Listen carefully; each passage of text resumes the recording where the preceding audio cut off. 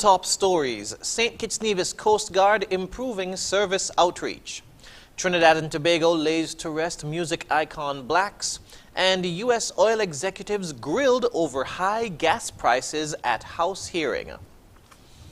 Hello and welcome to the ZIZ Midday Newscast. Today's Thursday, the 7th of April, 2022. I'm Jason Davis. Nationally, the St. Kitts and Nevis Coast Guard has been working to improve their services and community outreach initiatives. That's according to Lieutenant Len Daniel during ZIZ Radio's Policing with You program on Thursday morning.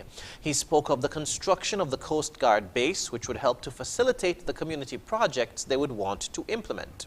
The construction by this year, so that we have been looking to improve on the base, the Coast Guard base. So the base has been in construction for quite some time. And over the past few months, we have made a lot of progress, and we are basically pushing to try and see if we can complete the construction by this year, so that we can have a proper housing for our troops, our men, and also this will help to facilitate a lot of the community driven programs that we have in the works.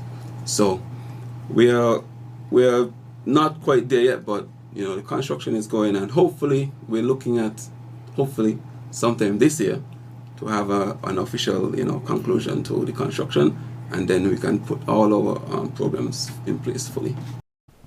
Lieutenant Daniel said the Coast Guard is also working on expanding operations into Nevis. Working on expansion to Nevis, okay. And the NIA is fully on board with it. They were actually some of the main players to push the possibilities of having Coast Guard base in Nevis. And over the past few weeks, we have been engaged with the NIA, and they have given us some assurities and allocated an area for us, so we can actually use as our base. He said the base in Nevis will house the Coast Guard and Infantry unit.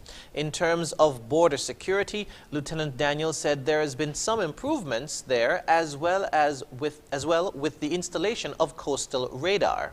Yes, a few weeks ago, what we have done is we are engaged with the U.S. Embassy, and the U.S. Embassy has agreed to assist us with the installation of coastal radars. Okay. So yes, a few weeks ago they actually sent out some surveyors and some technicians to do a survey of the key points on the Federation, and the surveyors are very satisfied with the locations. We have been working with Foreign Radio to use their towers, and they're on board. We have engaged with Flo over in St. Kitts, and Flo is on board as well. So we're looking forward to next few months having some coastal radar capabilities. He said the radar will help to provide coverage for the Federation and reduce the number of false reports. In other news, the Ministry of Agriculture is gearing up to host its Agri-Easter Night Market on Wednesday, April 13. Chair of the Easter Night Market Committee, Tonisha Weeks, explained why that date was chosen.